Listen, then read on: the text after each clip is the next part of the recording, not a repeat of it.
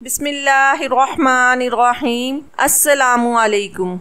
मैंने अपने बेटे की शादी उसकी पसंद से की थी। शुरू में मुझे अपनी बहू बहुत अच्छी लगती थी, मासूम सीधी सादी, पर आहिस्ता आहिस्ता अब वो मुझे खतरनाक लगने लगी थी। अजीब बदली बदली सी थी। वो पहले बहुत अच्छी रहती थी मेरे साथ, अब मुझे देखती भी नहीं थी। मैंने अपने बेटे से उसके बदलते रंगों का जिक्र किया तो बेटे ने कहा, अम्मा आपको वहम हुआ है, ऐसा कुछ नहीं है। उसकी बात सुनकर मैं अपने बेटे को देखती रह गई। भला मुझे वहम क्यों होने लगा? मैं कौन सा उस पर नजर रखे हुए थी जो वहम होता? ये तो मुझे महसूस होने लगा था, मेरे एहसासात थे। ये अब मेरे बेटे को मेरा वहम लग रहा था तो मैं कैसे उसको समझाती असल बात जो मुझे खटक रही थी। मेरी बहू बहुत कंजूस थी। जो पैसा भी बेटा उसे राशन के लिए देता, बहू वो पैसा एक गुल्लक में डाल देती। मेरे पूछने पर कहती, मैं हर माह बचत कर लेती हूँ जिससे गुजारा हो जाता है। पर मुझे तो कहीं पर भी उसकी बचत नजर नहीं आती थी। मैं सब समझ रही थी उसकी बातें, उसके रंग ढंग जो थे वो देख रही थी, पर अपने बेटे की वजह से खामोश रही। उसको कुछ नहीं कह सकती थी। एक दिन वो अपना बुर्का पहने अपने कमरे से बाहर आई, पर मुझे देखकर रुक गई। कहने लगी कि मैं बाहर जा रही हूँ कुछ काम से, आ जाऊंगी कुछ देर तक। उसकी बात पर मैंने सर तक पैर तक उसको देखा। वो कुछ घबराई सी लग रही थी। मेरी नजरों से बचने के लिए वो फौरन दाखिली दरवाजे से बाहर निकल गई। मैं उसके तेज कदमों की रफ्तार देखकर हैरत से उसको जाते हुए तकती रह गई कि इतनी उजलत में क्यों थी, वो जा कहाँ रही थी। मैं उसके जाने के फौरन बाद उसके कमरे में आ गई कि देख लूं गुल्लक उसने अपने कमरे में रखा होगा। कुछ ना कुछ इस गुल्लक का करना पड़ेगा। मैं जब उसके कमरे में दाखिल हुई तो सारा कमरा बिखरा पड़ा था।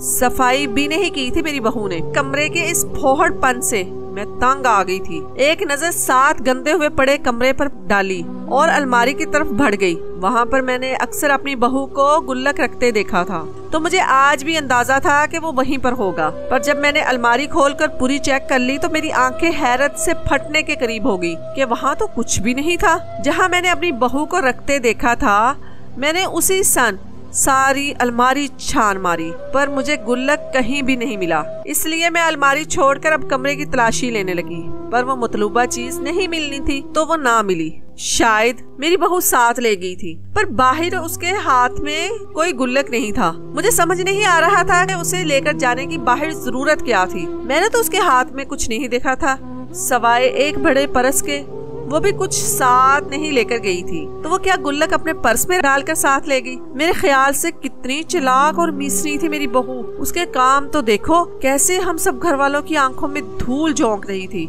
जाने वो इतने पैसे का क्या करती थी।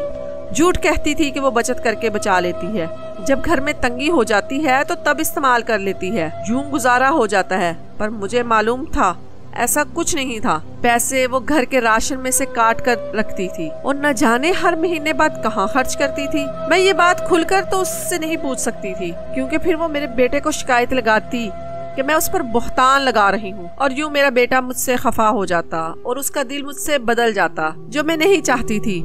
मैं कुछ ऐसा करने का सोच रही थी कि अपनी बहू का राज भी पालूं और अपने बेटे को भी अपना हमायती बना लूं। लेकिन उस वक्त गुल्लक उसके कमरे में कहीं नहीं था। तो मैं कमरे से निकल आई और कुछ देर तक मेरी बहू भी आ गई थी। मैंने बगौर उसके पर्स को देखा। वो सीधा कमरे में गई और पर्स बेड पर रखा। मैं दरवाजे से उसके कमरे के अंदर झांक रही थी। वो खुद बाथरूम में गई। मैं फुर्ती से उसके कमरे में दाखिल हुई और उसके पर्स को टटोला, पर वहाँ तो कोई गुल्लक मौजूद नहीं था। ये देखकर मैं मजीद हैरान हो गई। कल तो बहू के पास था, अब कहाँ चला गया? न कमरे में, न पर्स में, या फिर वो किसी को दे आई थी? ये सवाल मेरे जहन में रह रह कर आ रहा था। लेकिन फिलहाल उस कमरे से जाना जरूरी था, वरना मुझे बहू अपने कमरे में देख लेती तो 100 सवाल करने लग जाती। शाम को जब मेरा बेटा काम से आया तो उसके हाथ में मौजूद गुल्लक देखकर मैं सख्त हैरान हो गई। पर जब उससे गुल्लक लेकर अपने हाथ में देखा तो वो खाली था। इस बात पर मैंने अपने बेटे को सवालिया नजरों से देखा तो कहने लगा, अम्मा ये शाजिया ने मंगवाया है मुझसे,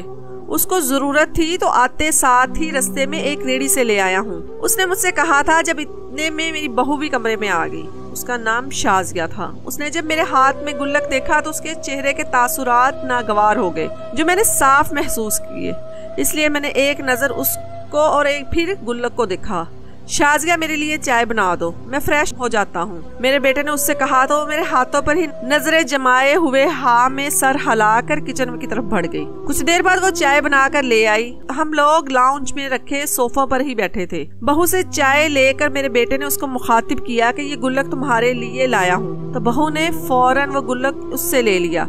चेहरे पर कुछ कुछ खुशी के तासुरात छा गए, पर वह मुहारत से अपने तासुरात छुपा गई। लेकिन मुझे बात खटक रही थी, इसलिए मैंने पूछ ही लिया कि जो पहला गुल्लक था तुम्हारे पास वो कहाँ है, क्या किया है तुमने? मेरी बात पर उसके चेहरे पर कुछ घबराहट के तासुरात छा गए, पर वो फीकी मुस्कान पर फौरन होंठों पर सजाकर बोली कि वो तो मैंने तोड़ दिया था कुछ दिन पहले। पैसों की जरूरत थी, न घर के लिए कुछ सामान चाहिए था। उसके जवाब पर मैंने आईब्रो उचकाई और अपने बेटे की तरफ देखा। वो हमारी तरफ शायद मुतवज्जो नहीं था, क्योंकि उस वक्त वो टीवी में मगन दिखाई दे रहा था। लेकिन मैंने तो कल ही तुम्हारे पास वो गुल्लक देखा था, और घर के लिए ऐसी क्या जरूरत पड़ेगी जो हमें मालूम ही नहीं हुई। एक दिन में मैंने तंजिया नजरों से उसको देखा कि अब तो वो फंस गई थी मेरी बात के चक्कर में। अब तो जरूर उसका राज खुलेगा और वो खुद बताएगी कि उसने गुल्लक का क्या किया। वो मुझे देखती रही जब मेरे बेटे ने भी हमारी तरफ देखा। यकीनन वो मेरी बात से हमारी तरफ मुतवज्जो हो गया था, इसलिए तो मैंने थोड़ी ऊंची आवाज में बात की ही थी ताकि वो मुतवज्जो हो हमारी तरफ, और यही हुआ। बहू बोलने के पर तोल रही थी, लेकिन शायद उसको अल्फाज नहीं मिल रहे थे। झूठ बोलने की जभी वो सिर्फ उंगलियां चटखा रही थी। अम्मा जी, कल तो मेरे पास गुल्लक था ही नहीं। मैंने कल ही तो उनसे कहा था गुल्लक का, अगर होता तो क्यों कहती। और घर के राशन में काम आया था जो इस दिन खत्म हो गया था, जो बाहर से मंगवाया था और यही तो लेकर आए थे, आपको याद नहीं? मेरी बहू ने जब बात की तो मुझे हैरान कर दिया और अपने शौहर की तरफ इशारा किया। जब उसने कहा हाँ मैं लाया था, याद आया। क्या हुआ अम्मा, खैर है ना? अच्छा करती है, वो गुल्लक में बचत कर बचा लेती है पैसे, और फिर मुश्किल वक्त में वो काम आ जाते हैं। उस दिन मेरे पास पैसे नहीं थे और यूं शाजिया की बचत काम आ गई। मैंने अपने बेटे की बात पर बुरा सा मुंह बना लिया। मेरी बहू बहुत चालाक थी, मैं समझ गई। वो इतनी आसानी से अपना राज नहीं खोलेगी। वो मेरी तरफ जाती नजरों से देखती गुल्लक लिए अपने कमरे में चली गई। मैं दिल ही दिल में तपती रह गई। इस बार भी मेरी बहू मुझसे बाजी ले गई थी और बेटे की नजरों में अलग से मुझे शर्मिंदा करवा दिया। अब की बार कुछ जरूर करना पड़ेगा, क्योंकि मुझे अब तजस्सुस होना शुरू हो गया था, जो बढ़ने ही लगा था कि बहू क्या काम कर रही है इस गुल्लक के साथ। उसने झूठ भी बोला था, जिसने मुझे मजीद सोचने पर मजबूर कर दिया। अगर वो झूठ ना बोलती और कोई बहाना बना लेती जो मैं सच समझ लेती, तो शायद मैं भी इस बात को खत्म कर देती। लेकिन यहाँ सरासर सिर्फ झूठ बोला जा रहा था। उसने और मेरे बेटे के सामने मुझे झूठा साबित किया। उसके अगले दिन मेरी बहू की बहन हमारे घर आ गई, जो शादीशुदा थी और उसके 3 बच्चे थे।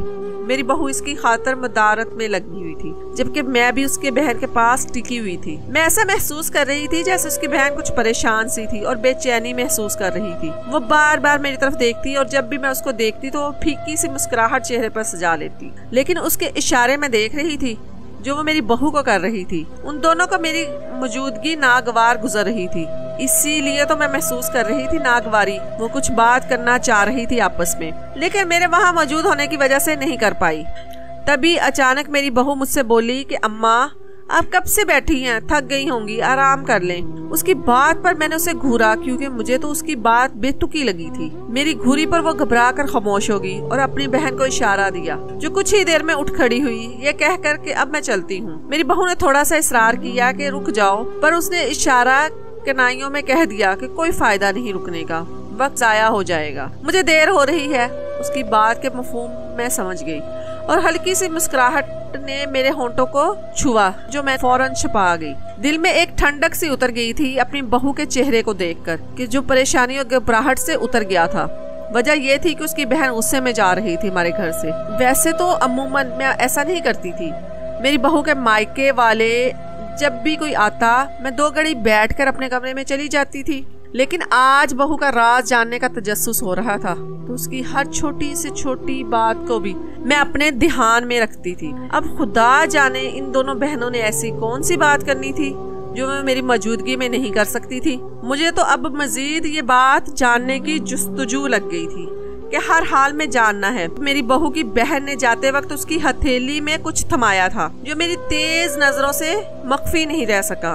मेरी बहू ने सख्ती से अपनी मुट्ठी बंद कर दी। मैं इंतजार में थी कि जैसे ही उसकी बहन घर से बाहर कदम निकालेगी तो फौरन उसकी मुट्ठी खोलूंगी, देखूंगी तो सही कि दिया है उसने मेरी बहू को। पर बहू मेरी फुर्ती से बहन के जाने के बाद अपने कमरे में चलेगी। मुझे मौका ही नहीं दिया कुछ पूछने का। मैं हक्का बक्का सी वहीं खड़ी रह गई। मैं पलटने ही लगी थी जब दरवाजे से वापस बहू की बहन आ गई और मैं उसे वापस आते देखकर हैरान हो गई कि अब वापस क्यों आई है। वो आंटी शाजिया कहाँ है? मुझे काम था उससे एक कहना भूल गई उससे। उसने मुझसे पूछा तो मैं तंद नजरों से उसे देखकर कमरे की तरफ इशारा किया तो वो फौरन वहां से हट गई और बहू के कमरे में चली गई। मैंने बंद दरवाजे को घूरा। मुझे उनकी सारी साजिश समझ आ गई जो उन्होंने की थी। जरूर ऐसी तो कोई बात अहमियत की हामिल होगी जो उन दोनों ने छुपा कर रखनी थी मुझसे। मैं दरवाजे के पास जाकर मैंने कान लगाया लेकिन कुछ सुनाई ही नहीं दिया। बहुत कोशिश के बाद तो दिल महसूस कर मैं वहां से हट गई। फिर मुझे मालूम ना हुआ कि कब बहू की बहन घर वापस चली गई। क्या बात की उन्होंने, ना जाने बहू के कमरे से बाहर झांका था ना मैंने ही। और जब बहू से पूछने का मौका मिला तो तब शाम हो चुकी थी। मेरा बेटा काम से वापस घर आ चुका था। अब बेटे के सामने अगर बहू से पूछती तो वो जरूर मुझे कल की तरह आज भी उसके सामने झूठा साबित कर देती। मुझे मंजूर नहीं था, इसलिए फिल वक्त खामोशी में ही आफियत समझी और जब्त के घूंट पिए। रात के खाने के बाद बहू किचन में बर्तन धो रही थी जब मैं वहां पहुंची और उसके कंधे पर पीछे से हाथ रखकर उसको अपनी तरफ मुतवज्जा करना चाहा। पर अचानक वो मेरी इस हरकत से डर गई और घबरा कर झटके से पीछे मुड़ी। जब उसने मुझे देखा तो अपने सीने पर हाथ रखकर अपने दिल की धड़कन को काबू करने लगी जो खौफ से बढ़ गई थी। क्या हुआ? मैंने जानते बूझते भी उससे सवाल किया। अम्मा, आपने तो मुझे डरा ही दिया था उस वक्त। कुछ चाहिए था क्या?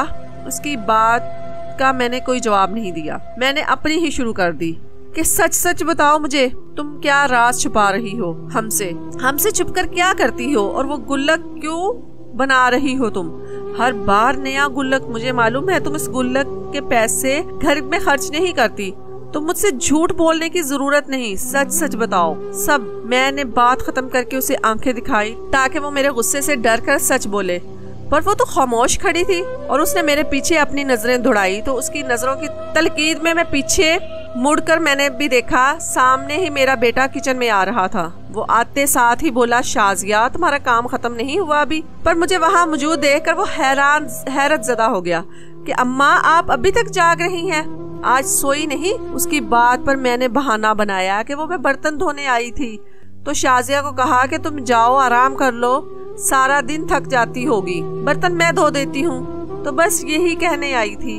मुश्किल उस बहाने को सोचकर मैंने उससे बयान कर दिया, पर वो कहने लगा मुझे कोई जरूरत नहीं बर्तन धोने की, मैं आराम करूँ, शाजिया कर लेगी ये सारे काम। तो मैंने एक बार दोबारा दिखावे के लिए कहा नहीं, फिर अपने कमरे में आ गई और शुक्र कर रही थी कि उसने शाजिया से कही हुई बात नहीं सुनी, वरना तो आज मेरा बेटा मुझसे बदगुमान हो जाता।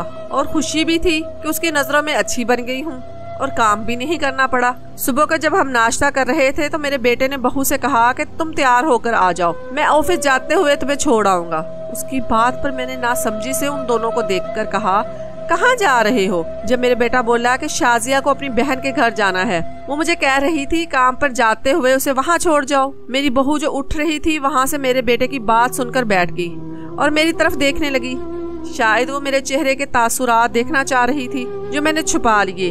अपने चेहरे के बिगड़े तासुरात जाहिर करके उसको सुकून नहीं देना चाहती थी। अच्छा, पर क्या जरूरत है जाने की? अभी कल शाम ही तो उसकी बहन आई थी हमारे यहाँ। मैंने दिल ही दिल में दांत मीसनी बहू के कारनामों पे। हाँ, मुझे बताया था शाजिया ने, ये कह रही थी कुछ जरूरी काम है। खैर है, चली जाए, कोई बात नहीं। मेरे बेटे ने ये कहकर बात खत्म कर दी, जबकि मेरी बहू मुस्कुराती हुई वहाँ से उठ गई और 5 मिनट में बुर्का ओढ़कर वापस आ गई। मेरा बेटा मुझे अल्लाह हाफिज कहने लगा। जब मेरे हाथ में चाय का कप था मैंने उसके सर पर हाथ रखा और दुआएं दी। जब मेरे कप से चाय गिरकर बहू के बुरके पर गिर गई तो वह हड़बड़ा गई और मेरी तरफ देखने लगी, पर चूंकि ये अनजाने में हुआ था मुझसे तो मैंने फौरन कह दिया कि मालूम नहीं, गलती से हो गया है। मेरी बहू कमरे में गई और अबाया उतार आई। मेरे बेटे ने कहा, अबाया के बिना तुम मत चलो, बाहर अच्छा नहीं लगता। पर मेरी बहू को न जाने अपनी बहन से ऐसा कौन सा काम था जो कल पूरा नहीं हुआ था, तो आज उससे मिलने वहाँ जा रही थी। उसने कहा कि वो मेरा अबाया पहन लेगी, पर उसको अपनी बहन के पास जाना जरूरी है। यूं उसने मेरा अबाया पहना और चली गई। उसके जाते ही मैंने उसके कमरे में झांका तो उसका मोबाइल बेड पर पड़ा था, जो वो साथ ले जाना भूल गई थी, जिस पर एक मैसेज जगमगा रहा था, अबाया खराब हो गया है तो सास का पहन ले, पर कुछ भी करके करीब वाले बाजार में आ जाना, आज हमारा काम होना बहुत जरूरी है। ये मैसेज पढ़कर मैं हैरान हुई। फिर मुझे यूं लगा जैसे यहाँ से मैं इस रात तक पहुँच सकती हूँ। मैसेज को दोबारा मैंने गौर से पढ़ा तो मुझे इस बार तजस्सुस हुआ, तो मैंने बहू का बुर्का ओढ़कर बाजार चली गई। उस वक्त ये भूली हुई थी कि बुर्के पर चाय का दाग था, लेकिन क़यामत टूट पड़ी जब दुकानदार ने मुझे दुकान के अंदर बुलाया और वहाँ का मंजर देखकर मैं साकत हो गई। ये सोच रही थी कि वो दुकानदार मुझे क्यों बुला रहा है। मेरे लिए ये पहले हैरानी का बाइस था, पर न जाने क्यों मैं क्या सोचकर उस दुकान के अंदर चली गई। वो एक आम सी लोकल दुकान थी और इस मंजर के देखने के बाद जो दुकानदार ने मुझसे कहा उसको सुनकर मैं सुन होते दिमाग से वापस घर लौट आई, क्योंकि मुझे इस बात पर यकीन नहीं आ रहा था कि मेरी बहू ऐसा काम कर सकती है। जब घर पहुंची तो बहू वहाँ पहले से ही मौजूद थी। मुझे अपने बुर्के में देखकर वो हैरान हो गई और मुझसे पूछने लगी कि मैं कहाँ गई थी, पर मैंने उसके बात का जवाब नहीं दिया और खामोशी से उसे देखने लगी। जब खामोशी का दुरानिया बढ़ गया तो मेरी मरी मरी आवाज में मैं उसे बोली कि मैं आज बाजार गई थी और तुम्हारा सच भी जान लिया है। मेरी बात सुनकर वो घबरा गई और मुझे सहमी नजरों से देखने लगी, जैसे पूछ रही हो कि फिर क्या इजाजत है मुझे। मैंने उससे कहा कि तुम्हें इजाजत है, तुम ये काम छुप कर नहीं बल्कि हमें बता कर सकती हो। मुझे मालूम ही नहीं था कि मेरी बहू इतनी अच्छी है।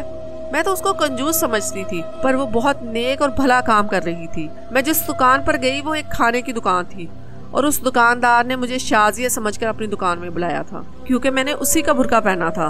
और उसने मुझे बताया कि मेरी तरफ से भेजे गए पैसे यानी कि शाजिया की तरफ से उसको मिल गए हैं और इन पैसों से उसने मुफ्त में कुछ सड़क पर रहने वाले यतीम बच्चों और फकीरों को खाना खिला दिया था। शाजिया हर महीने ऐसे ही करती थी, कुछ पैसे गुल्लक में जोड़कर गरीबों को दे देती और कुछ यतीमों फकीरों की मदद कर देती। वो दोनों बहनें मिलकर ये काम कर रही थी। मेरी बहू ने शर्मिंदगी से मुझसे माफी मांगी और इस बात को छुपाने की माजरत भी की, मगर मैं समझ गई कि उसने ये काम मुझसे छुप कर किया था, क्योंकि मैं कभी उसको ये करने नहीं देती थी। हकीकत में कंजूस वो नहीं, मैं थी और मेरी इस तबीयत से वो दोनों वाकिफ थे। मेरे बेटे को भी शाजिया के काम का मालूम था, बस उन दोनों ने मुझसे इस बात को छुपाए रखा। गुल्लक में पैसे जमा करने का फायदा ये होता था कि वो पैसे आसानी से जमा कर लेते थे और इसे निकाल भी नहीं सकते थे, वरना तो हम लोग अक्सर औकात जब पैसे जमा करते हैं तो जरूरत के वक्त निकाल लेते हैं और गुल्लक का ये फायदा होता है कि उससे पैसे निकाल नहीं सकते थे। यूं जमा करने में आसानी हो जाती थी। बहू हर महीने एक गरीब घर में उस गुल्लक के पैसों से राशन भेजती थी।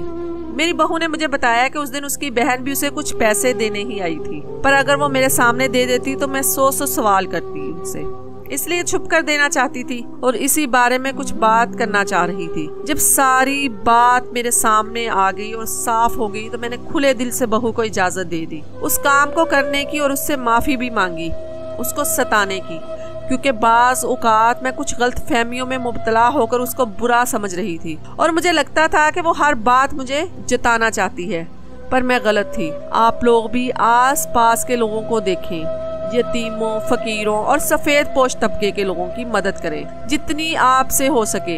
ये एक नेकी का काम है।